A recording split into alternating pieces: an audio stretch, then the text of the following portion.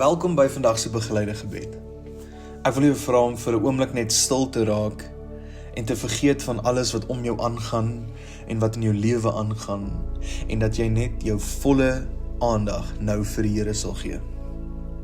Sit gemaklik terug en laat jou gedagtes toe om stil te raak. Ons lees in Maleagi 3 vers 3. Hy sal gaan sit as iemand wat silwer smelt en suiwer.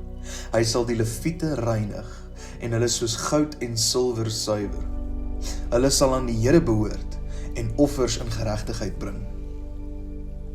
In 1 Petrus 1 vers 7 sê dit, die doel was dat dit duidelik sou blyk dat die egtheid van julle geloof, 'n egtheid wat baie kosbaarder is as goud, wat verganklik is, maar nogtans met vuur getoets word, uitloop op lof en heerlikheid en eer wanneer Jesus Christus geopenbaar word. Nou dink vir 'n oomblik hieraan. Silwer word nie gesuiwer sonder vuur nie. En goud word nie gelouter sonder hitte nie. En so werk God soms in ons lewens. Daar is seisoene wat warm voel, seisoene van druk, van spanning, seisoene waar jy nie alles altyd verstaan nie. En dit voel nie goed nie, dit voel nie gemaklik nie. Maar dit beteken nie dat die Here afwesig is nie. Kom ons maak dit vir 'n oomblik persoonlik. Sit net stil en vra vir jouself die vraag, waar voel ek tans die vuur van God se vorming in my lewe?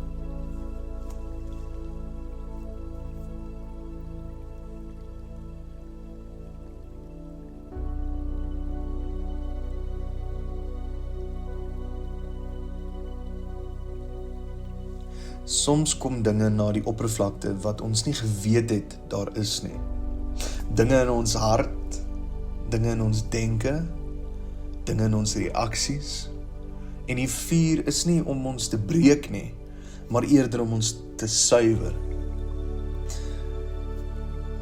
Kom ons doen hierdie oefening saam. Sit jou hand op jou bors en haal stadig asem in en uit. En nadat jy uitblaas, sê jy, Here, suiwer my.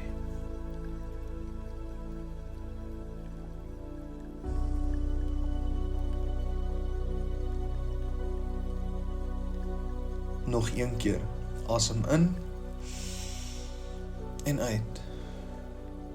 Here, werk in my hart.